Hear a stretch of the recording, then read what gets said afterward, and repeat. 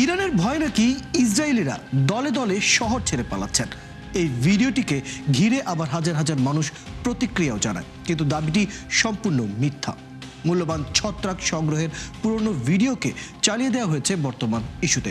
ওদিকে বিমান হামলা এড়াতে ইরান নাকি নতুন কৌশল হিসেবে নকল যুদ্ধ বিমানের স্যাটেলাইট ছবি এঁকে রেখেছে, কিন্তু বাস্তবতা হচ্ছে এই দাবিটিও সম্পূর্ণ ভুয়া। শুধু তাই নয়, দ্য ওয়ার থান্ডার ভিডিও গেমের ফুটেজকে চালিয়ে দেওয়া হয়েছে ইরান ইসরায়েলের সংঘাতের দাবিতে।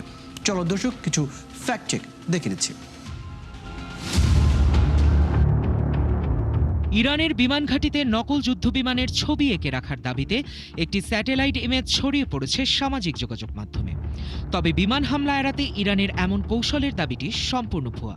রিউমার স্ক্যানার টিমের অনুসন্ধানে দেখা যায়, এ দাবিটির পক্ষে কোনো নির্ভরযোগ্য আন্তর্জাতিক সূত্রে তথ্য প্রমাণ নেই। গুগলের সিন্থ আইডি দিয়ে বিশ্লেষণে নিশ্চিত হওয়া গেছে ছবিটি কৃত্রিম বুদ্ধিমত্তা দিয়ে তৈরি।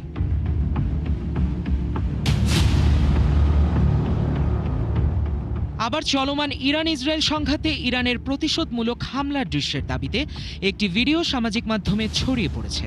তবে অনুসন্ধানে দেখা যায় এটি বাস্তব কোনো যুদ্ধের নয়। ওয়ার থান্ডার ভিডিও গেমের ফুটেজকে ভিন্ন ক্যাপশনে প্রচার করা হয়েছে। মূল ভিডিওটি একটি গেমিং পেজ থেকে নেওয়া হয়েছে।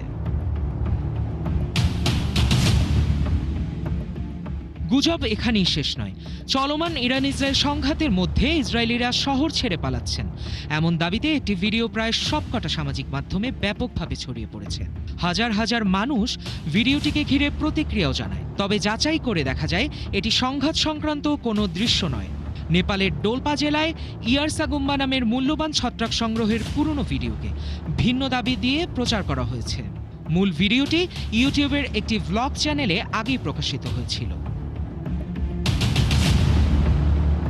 দর্শক, আজকের অপতথ্যগুলো যাচাই করতে গিয়ে দেখা গেল অধিকাংশ গুজবই ইরান ইসরায়েল ইস্যুকে কেন্দ্র করে। দেশ এবং দেশের বাইরে থেকে সমান্তরালে ছড়ানো এসব গুজবের ফাঁদে না পড়তে সচেতনতা যেমন জরুরি, তেমন দায়িত্বশীল গণমাধ্যমের উপর আস্থা রাখার পরামর্শ বিশেষজ্ঞদের। সায়ক দাস, ৭১। দর্শক, আমরা প্রতিবেদনটি দেখে নিলাম। আমাদের সাথে যুক্ত আছেন কেন্দ্রীয় বিএনপির তথ্য ও প্রযুক্তি বিষয় সম্পাদক AKM ওয়াহিদুজ্জামান। তার সাথে আমরা এবার আলোচনায় যাচ্ছি। AKM ওয়াহিদুজ্জামান, আপনাকে স্বাগত জানাচ্ছি আজকের আমাদের এই আয়োজনে। প্রথমেই যে বিষয়টি আপনার কাছে জানতে চাই, কৃত্রিম বুদ্ধিমত্তা এবং সাম্প্রতিক এর যে উন্নয়ন বা যত ধরনের প্রযুক্তিগত উন্নয়ন আমরা দেখতে পাচ্ছি, অপতথ্য এবং গুজবের বেলাতেও আমরা সেই ধরনের উন্নয়ন সময়ের সাথে সাথে দেখতে পাচ্ছি। ভুয়া video, deepfake video, lip sync video, এমনকি অন্য জায়গার একটি ভিডিও ফুটেজ, সাক্ষাৎকারের ভিডিও ফুটেজ লিপসিং বদলে, বক্তব্য বদলে, অন্য কোনো কথা জুড়ে দিয়ে সেটাকে ছড়িয়ে দেওয়া হচ্ছে সাধারণ মানুষের কাছে। এই যে এখনকার পরিস্থিতি, বিএনপি চেয়ারপারসন এছাড়াও নানা ব্যক্তিত্ব নিয়ে কিন্তু নানা সময় নানা গুজব ছড়াচ্ছে। কিভাবে সামাল দেন এই বিষয়গুলো? সামাল দেওয়ার জন্য প্রথম যে কাজটা করতে হয় সেটা হচ্ছে যে যারা ফ্যাক্ট চেক করে তাদের অনুরোধ করতে হয় যে আপনারা কাইন্ডলি একটু ফ্যাক্ট চেক করে এটা যে মিথ্যা এটা একটু বলে দেন। কারণ হচ্ছে যে যারা এই কন্টেন্ট গুলো তৈরি করে তাদের মূল উদ্দেশ্য হচ্ছে কিছু ভিউ পাওয়া। যেহেতু ফেসবুক মনিটাইজ করে, এখান থেকে কিছু টাকা পয়সা পাওয়া, বা ইউটিউব থেকেও একই অবস্থা। আর অনেকেরই আগ্রহ আছে যে তার নিজের তারা যাদেরকে সমর্থন করে তাদেরকে বিজয়ী দেখতে চায়, আবার যাদেরকে তারা অপছন্দ করে তাদেরকে পরাজিত দেখতে চায়। সো এই ধরনের কন্টেন্ট তৈরি করলে তাদের জন্য, যারা এই ধরনের প্রশান্তি পেতে চায় তাদের জন্য এটা ভালো লাগে আর কি। এবং সে ভালো লাগা থেকে নিজেরা দেখে, ফরওয়ার্ড করে, হোয়াটসঅ্যাপ করে, এটা ভাইরাল হয়ে যায়। এইটুকুই তারা চায়, কন্টেন্ট ক্রিয়েটররা চায় ওই সামান্য টাকা পয়সা, কিছুটা ভিউ বাড়ানো, কিছুটা টাকা পয়সা ইনকাম করা। আর রাজনৈতিক ভাবে এটা তো প্রতিপক্ষকে হেয় প্রতিপন্ন করার জন্য নিয়মিতই করা হয়। আমাদের নেতাদের বিরুদ্ধে এই ধরনের কন্টেন্ট অনেক তৈরি করা হয়েছে। 2023 সালে নির্বাচনের আগে আমাদের চেয়ারম্যান এবং বর্তমান প্রধান তারেক রহমানকে নিয়ে ধরনের ডিপফেক ভিডিও তৈরি করা হয়েছে, এখনো তৈরি করা হচ্ছে। বিভিন্ন ফেসবুক পেজ খুলে বা বিভিন্ন ইউটিউব চ্যানেলে আমরা দেখি যে তাদের নিয়ে ধরনের ফেক ভিডিও হয়, আমরা রিপোর্ট করি, এগুলোকে যেন মেটা কর্তৃপক্ষ বা গুগল এটা সরিয়ে নেয়। এইভাবে আমরা চেষ্টা করি মোকাবেলা করার। হ্যাঁ, সাম্প্রতিক সময়ে আমরা যে ধরনের অপতথ্য বা গুজবগুলো দেখতে পাচ্ছি, একটা সময় ছিল আমরা বলতে পারতাম গতানুগতিকভাবেই যে কোনো পক্ষ আরেক পক্ষকে ইঙ্গিত করার জন্য কোনো একটি নির্দিষ্ট উদ্দেশ্যে কোনো কিছু অপতথ্য বা গুজবগুলো ছড়াচ্ছে, কিন্তু মাঝখানের সময়টাতে আমরা কিন্তু দেখেছি ভিউ বাণিজ্যের যে ব্যাপারটা সেটি কিন্তু মাথা চাড়া দিয়ে উঠেছে। যে কোনো ধরনের তথ্যকে কিভাবে আরও একটু রস মাখিয়ে বলা যায় যাতে বেশি ভিউ পাওয়া যায়, এবং সেটা যে কোনো ধরনের তথ্যই হতে পারে, সেটি কোনো রাজনৈতিক বিষয় বলুন, আন্তর্জাতিক যুদ্ধের বিষয়গুলো বলুন, এবং এমন এমন সেন্সিটিভ বিষয়গুলোকে এমনভাবে ছড়িয়ে দেওয়া হচ্ছে যেটি পুরোপুরি মিথ্যা, কিন্তু সাধারণ মানুষ সেটাতে আসলে বুঝতে তাদের সন্দেহ হচ্ছে এবং তারা সন্দেহ হলেও প্রমাণ করার মতো তেমন কোনো জায়গা পাচ্ছে না। এই যে ভিউ বাণিজ্য চলে আসলো, আমরা দেখলাম হাজার হাজার পেজ বুস্ট করা হচ্ছে ডলার খরচ করে। এই যে পরিকল্পিতভাবে গুজব ছড়ানো এবং ভিউ বাণিজ্যের যে পরিস্থিতি, যেখানে নীতি এবং নৈতিকতা কোনোটারই পাত্তা দেওয়া হচ্ছে না, যে কোনো চটকদার শিরোনাম ব্যবহার করা হচ্ছে, এটি নিয়ে আসলে কি করার আছে? এটা প্রথমত আমি মনে করি তথ্যমন্ত্রী আমাদের যথেষ্ট ভালো একজন তথ্যমন্ত্রী আমরা পেয়েছি। তিনি এই বিষয়টা নিশ্চয়ই পদক্ষেপ নিচ্ছেন, তিনি চেষ্টা করছেন এটাকে সামাল দেওয়ার।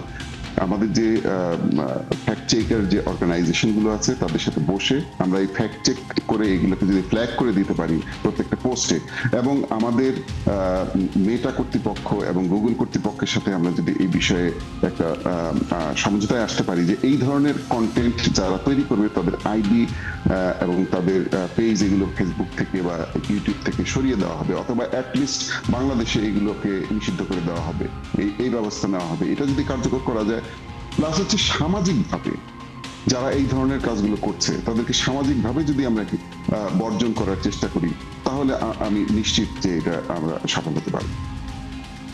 এখনকার সময়ে আমরা যখন টেক জায়ান্টগুলোকে দেখছি, যারা সামাজিক যোগাযোগ মাধ্যম আসলে যাদের নিয়ন্ত্রণে, সেই ধরনের টেক জায়ান্টের মতো কথাই যদি একটু তুলে ধরি, গত 17 বছর বাংলাদেশ ডিজিটাল হয়েছে, সেটা আমরা কথাতেই শুনেছি। বাস্তব অর্থে যদি আমরা বলি, এই ধরনের টেক জায়ান্টদের কোনো ধরনের অফিস কিন্তু এখন পর্যন্ত আমরা আমাদের দেশে নিয়ে আসতে পারিনি, যেখানে আসলে আমরা দরজার কড়া নেড়ে বলতে পারবো যে এই বিষয়গুলো বা এই তথ্যগুলো সরানো হোক, এই তথ্যগুলোকে আরও কাছে আনা হোক, এই ধরনের কোনো ধরনের পদক্ষেপ আমরা এখন পর্যন্ত পাইনি। এই বিষয়টা নিয়ে জানতে চাই, এই জায়গা থেকে আসলে কি বলার আছে, কি করণীয়? দেখুন, আমাদের নির্বাচনী ম্যানিফেস্টো এবং আমাদের আইসিটি পলিসি যেটা বিএনপির স্ট্যান্ডিং কমিটি থেকে পাশ হয়েছিল, সেই আইসিটি পলিসিতে এবং আমাদের নির্বাচনী ম্যানিফেস্টোতে আছে যে এই ধরনের জায়ান্ট টেক কোম্পানিগুলোকে বাংলাদেশে নিয়ে আসা হবে, এবং এটা নিয়ে আসার জন্য তাদের দিক থেকে আমরা যোগাযোগ করেছি, পার্সোনালি আমি তাদের সাথে যোগাযোগ করেছি। তাদের দিক থেকে কিছু শর্ত আছে, সেই শর্তগুলো আমি মনে করি যে সরকার ইনশাআল্লাহ এগুলো বাস্তবায়ন করবে, এবং বাস্তবায়ন করার পর তাদের সাথে বৈঠকে বসে তাদেরকে নিয়ে আসতে পারবে। কারণ এটা উল্লেখ না করার কোনো কারণ নেই যে বাংলাদেশ একটি জনসংখ্যার দিক দিয়ে একটি অত্যন্ত বড় দেশ, এবং বাংলাদেশে গুগল ইউজার এবং মেটা ইউজার, টিকটক ইউজার সংখ্যা অনেক। সো আমরা তাদের সাথে ডেফিনেটলি এই ধরনের একটা আন্ডারস্ট্যান্ডিং আসতে পারি। তাদের যে শর্তগুলো আছে, যেমন খুব ভালো মানের ডাটা সেন্টার তৈরি করে তাদের জন্য, ডেফিনেটলি আমরা সেটা করতে পারি। জনাব ওয়াহিদুজ্জামান, আমরা এই বিষয়টি নিয়ে আরো আলোচনা চালিয়ে যাবো। যে প্রশ্নটি রাখতে চাই, দুটি অংশ আসলে আমার জানা আছে। প্রথমত হচ্ছে, সাম্প্রতিক সময়ে আমরা যে ধরনের গুজব ছড়াতে দেখেছি, অনেক সেন্সিটিভ, অনেক তথ্য, অনেক গুজব এমন ছড়াতে দেখেছি যেটির কোনো ভিত্তি ছিল না, কিন্তু সাধারণ মানুষের মনে সেটি বড় ধরনের দাগ কাটতে পারতো, বড় ধরনের নেতিবাচক প্রভাব রাখতে পারতো। আপনি কি মনে করেন এখন যে সময় এসেছে, এখন যারা অপতথ্য বা গুজবগুলো ছড়াচ্ছে তাদের মধ্যে থেকে শাস্তি বা তাদেরকে দমন করার বা নিয়ন্ত্রণ করার আসলে সময় এসে পড়েছে? অবশ্যই।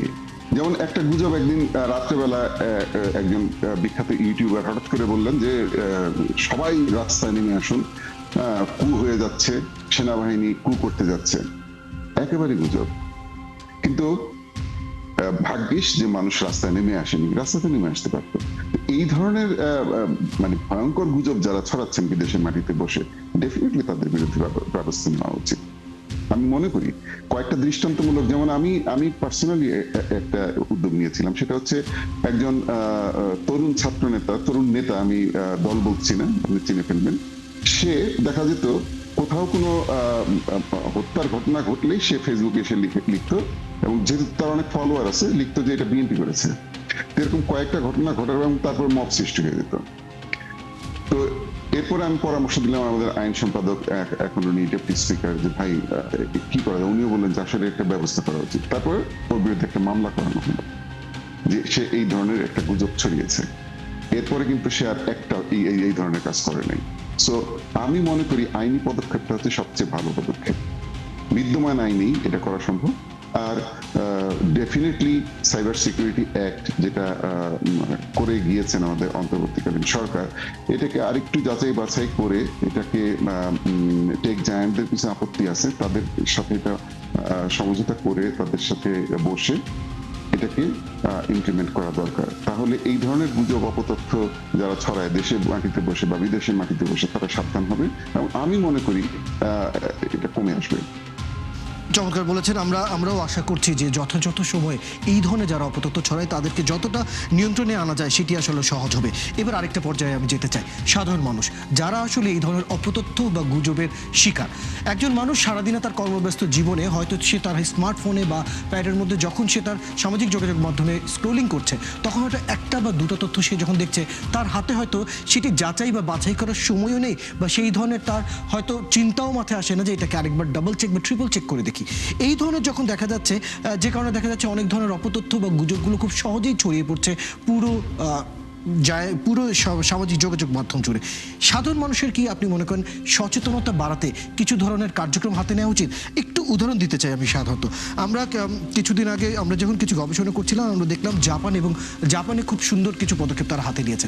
প্রথমত যারা যুব সমাজ রয়েছে তাদের জন্য শিক্ষা ব্যবস্থায় কিছু পদক্ষেপ নেওয়া হচ্ছে, যাতে করে তারা বুঝতে পারে যে কোনটা সঠিক তথ্য, কোনটা গুজব, বা কিভাবে তথ্যটা সঠিক কিনা সেটা যাচাই করা যায়। এবং দ্বিতীয়ত যারা বড়রা রয়েছে তাদের জন্য মিডিয়া হাউস এবং এছাড়া সংবাদ মাধ্যম একই সাথে সরকারি মহল মিলে একটি বেসরকারি বা সরকারি কিছু পদক্ষেপ রয়েছে, যেখানে বড়রা কীভাবে সচেতন হতে পারে সেই ধরনের নানা ধরনের পদক্ষেপ নেওয়া হয়েছে।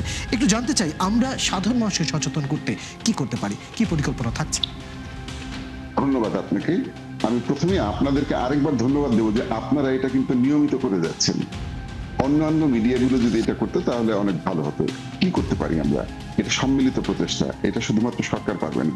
শিক্ষা প্রতিষ্ঠানে মনে করেন আমরা কারিকুলামের মধ্যে এটা ইনক্লুড করে দিলাম, সবাইকে এটা জানতে পারবে। যারা সিনিয়র তারা তো এটা জানতে পারছে না, স্কুলে তার যারা পার হয়ে এসেছেন স্কুল, তারা কিভাবে শিখবে? এখন প্রত্যেকটা মিডিয়া এই যে আপনারা ফ্ল্যাগ করলেন যে এটা গুজব, এটা গুজব, এটা গুজব, এই তথ্যগুলো সাথে সাথে যদি আপনারা মিডিয়াগুলো, কারণ আপনাদের রিচ কিন্তু এই যে যত ইনফ্লুয়েন্সার বলেন, যত যারা গুজব ছড়ায়, তাদের চেয়ে কিন্তু মিডিয়াগুলোর রিচ অনেক বেশি। আপনাদের সোশ্যাল মিডিয়া রিচে বেশি, আপনাদের টেরেস্ট্রিয়াল রিচে বেশি। আপনারা যদি আপনার সবগুলো মিডিয়া যদি এটা করতে থাকেন, ছোট ছোট ভিডিও করে যে এটা গুজব ছিল, এইটা গুজব, এই ব্যক্তি গুজব ছাড়ে, এই আইডি থেকে এই গুজবটা ছড়ানো হয়েছে, আইডি গুলো যদি চিহ্নিত করে দেন, তাহলে মানুষ ধীরে ধীরে এদেরকে আনফলো করা শুরু করবে। এদের ছড়ানো গুজবকে, এদের ছড়ানো তথ্যগুলোকে গুজব হিসাবে চিহ্নিত করতে সমর্থন হবে। এটা সম্মিলিত প্রচেষ্টা দরকার। আমরা আশা করব এই ধরনের সম্মিলিত প্রজেক্টটা আপনি, আমি এবং আমরা যারা যারা রয়েছি আমরা সকলে এটা করব, যাতে সাধারণ মানুষের কাছে যতটা সম্ভব সচেতনতা আসলে পৌঁছে যাওয়া যায়। ওয়াহিদুজ্জামান, আজ আপনি আমাদেরকে সময় দিয়েছেন, ঈদের দ্বিতীয় দিন, আপনাকে ঈদের শুভেচ্ছা জানাচ্ছি এবং আজ আমাদেরকে এই সময়টুকু দেওয়ার জন্য আপনাকে ধন্যবাদ জানাচ্ছি। ধন্যবাদ।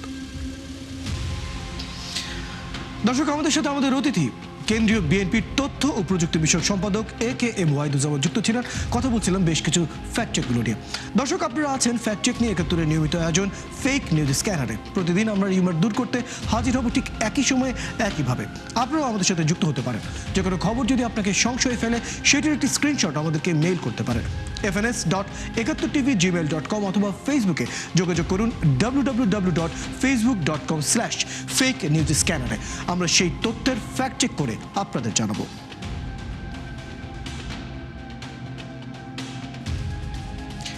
চটকদার শিরোনাম দেখে ক্লিক করবেন না। বিশ্বাস আর প্রতিক্রিয়া জানানোর আগে ফ্যাক্ট চেক করুন আর থাকুন ৭১-এর সাথে।